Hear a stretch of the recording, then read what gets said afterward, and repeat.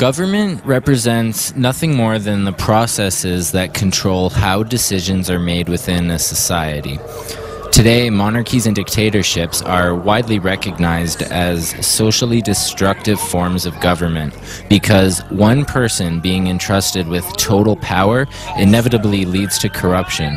So people fought for and won the right to choose their leaders, and not just one leader, but bodies of leaders, assemblies of decision makers that would, in theory, represent the interests of the people who elected them. It was a beautiful idea, and it was certainly better than any system that it replaced. But times continue to change, and we are beginning to see more clearly now some of the problems with representative democracy. But let me backtrack here quickly and talk again about government. Think about this for a second. While the rules and laws which are set down by our elected officials do have major effects on how we live our lives, the biggest governor on what we do, how and when we do it, and how we make all of our decisions is money and our access to money. When we get right down to the basics, our planet's environment, its resources, and how they are distributed and maintained is controlled completely by the flow of money. If you want to buy something, it depends on how much money you have. If you want to go somewhere, it depends on how much money you have. If you want to do almost anything, it depends on how much money you have. Truly, today, we are governed not by our elected officials, but by our economic class system. This type of extreme inequality, which is prevalent in the United States, yet presents itself across the world, is completely unsustainable, and not to mention unnatural. And by that I mean not in sync with the forces of nature. However, like I said before, decisions of elected officials can and do have major effects on our lives. Unfortunately, like us, our elected officials have become governed by money. The influence of international banks over the UN and all of the world's most influential governments and decision makers is undeniable. When we utilize the game of monetary exchange and accumulation to manage our resources, by default we put more power into the hands of people with more money. In our current system, this has allowed wealthy international bankers to gain major influence over our elected representatives through campaign contributions and lobbyists, and even the popular opinion of the public through major media control and advertising. Many people believe that these things don't affect them and they are immune, but the fact is that everyone is affected, myself included, for no one can separate themselves from their environment, and we see a lot of advertising. Even if we go back to the ideal form of representative democracy, behind a bureaucratic facade, we really just have the election of hierarchical rotating monarchies. The problem with monarchy is that the concentration of decision-making power into one individual inherently corrupts that person. And history has shown that this also seems to apply when power is concentrated into groups of people, as it is in a representative democracy. As well, a voter is always forced to compromise when they elect a representative because of the inherent limitation in choices.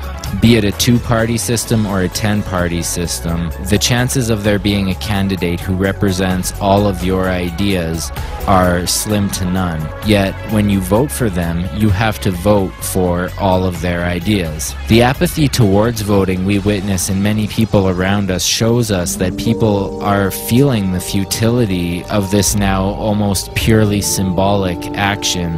When people vote and see that nothing changes, they naturally conclude that there is no purpose in voting. To sum up representative democracy, it is a system in which instead of having one corrupt ruler make our decisions, we elect corrupt groups of people to make our decisions. And let me quickly make the point that it's not that the public is making the wrong decisions in electing corrupt people. The problem is that power corrupts. And absolute power corrupts absolutely. I gave him the only thing a poor person has, and that's a vote. And I expect to be answered. If he doesn't do that, then we'll know. And we can all grieve. Because America is dead. the America that John Adams dreamed up, when he said that noblemen were just as important as the small man, when he said we deserve clean air, we deserve clothes on our back, it's gone. And what do we get? We get lies, we get commissions, we get meetings, we get hearings. Well, for God's sake, Jesus did not hold a commission about the lepers. He went out and helped them. We need to implement a system that allows for maximum freedom of action in all areas of life. Many people today advocate a direct democracy. This is one method of electing ideas rather than leaders. The thinking behind direct democracy, of course, is that the one-man, one-vote paradigm provides the maximum amount of freedom and participation for the individual. The problem is that while this allows for equal participation, it does not allow for maximum participation, or freedom for that matter, for it also doesn't always lead to the best conclusions. Direct democracy is vulnerable to mob rule and could quickly turn into a tyranny of a majority over the minority. There are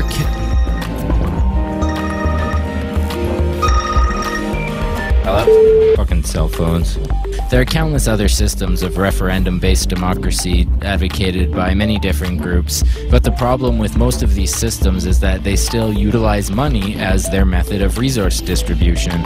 Even under strict guidelines, money presents every person with the goal of wealth accumulation, which, as I said, incentivizes greedy behavior. And though people may be born with a genetic disposition for greedy behaviors, studies have shown that gene expression is largely based on environmental triggers.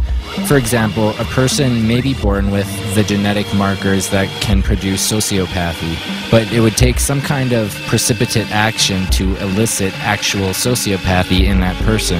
That is why throughout history, in any form of monetary system, no matter what the controls are, some people always find ways to circumvent them, to gain power and dominance, because that is what the environment encourages. That is why money, when utilized, ultimately becomes our true governor. In order to maximize freedom, our social construct must take into account every person, every resource, every park and tree. Through a completely holistic resource management system, we can align our actions with nature, understand and work with it rather than battle against it. In this type of system, there is no need for money because people are provided for equally and maximally, with the only true government on this being the Earth and our current technological capabilities. This is called a resource-based economy because it focuses on the intelligent management of resources. Now you may be asking, so who makes the decisions in this holistic resource management system? And it's an important question because, as I've been saying, making our decisions based on people's opinions of what's best doesn't work. What's actually best is determined by the only true governors of our actions, the sustainability of our planet, its environment, including humans, and their needs for freedom, dignity, respect, equality, and most importantly, the ability to participate in society and in the decision-making process, which, again, is governed not by opinion, but by holistic, sustainable, egalitarian values, coupled with what we as a species actually have on our planet and are capable of doing together.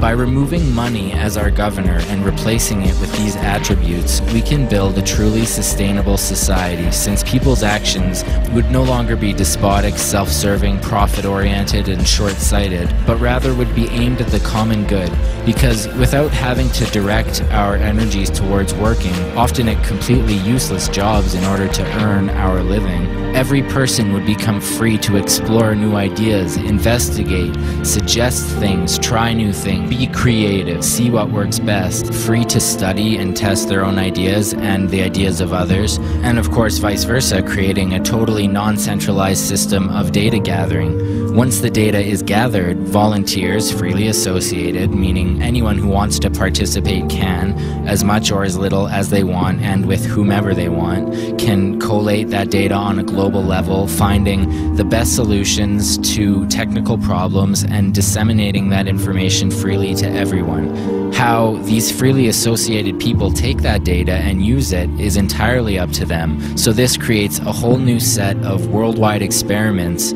upon which more information is gathered, which produces a continuous progress loop. In short, this system can be summed up as the election of ideas using the scientific method to achieve maximum freedom and sustainability on this planet. This is the system proposed and advocated by the Zeitgeist movement and the Venus Project. Man, there are two kinds of people in this world.